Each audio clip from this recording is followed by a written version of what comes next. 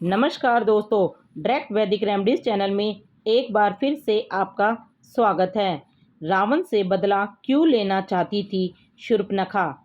राम, लक्ष्मण, सीता और रावण के बारे में तो हर कोई जानता ही है, लेकिन रामायण का एक और अहम किरदार है जिसका नाम शूर्पणखा है। कहा जाता है कि अगर शूर्पणखा ना होती तो रामायण भी नहीं होती, क्योंकि रामायण का पूरा युद्ध लक्ष्मण द्वारा शूर्पणखा की नाक काटने के बाद से ही शुरू हुआ था। शूर्पणखा के बारे में बहुत कम देखने को और सुनने को मिलता है।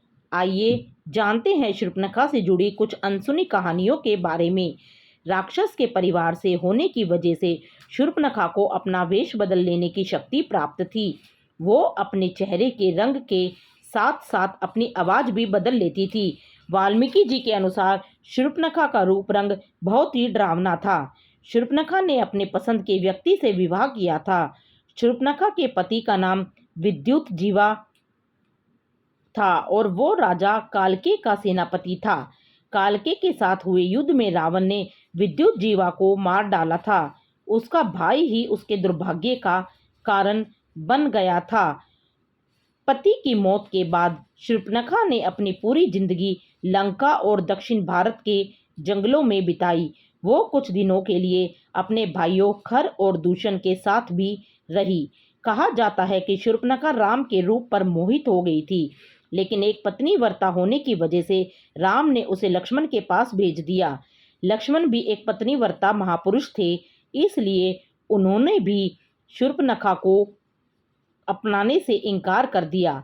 इस बात से गुस्से में आकर शूर्पणखा ने सीता पर हमला करने की कोशिश की, जिसके बाद लक्ष्मण ने उसके नाक और कान काट दिए।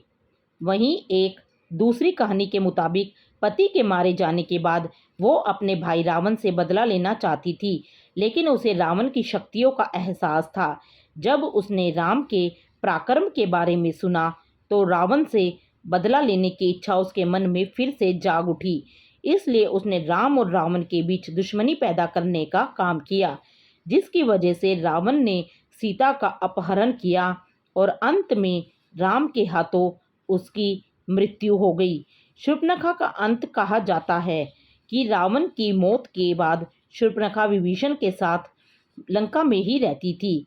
कुछ सालों के बाद शूर्पणखा और उसकी सौतेली बहन कुंभिनी दोनों की समुद्र के किनारे मृत्यु हो गई थी।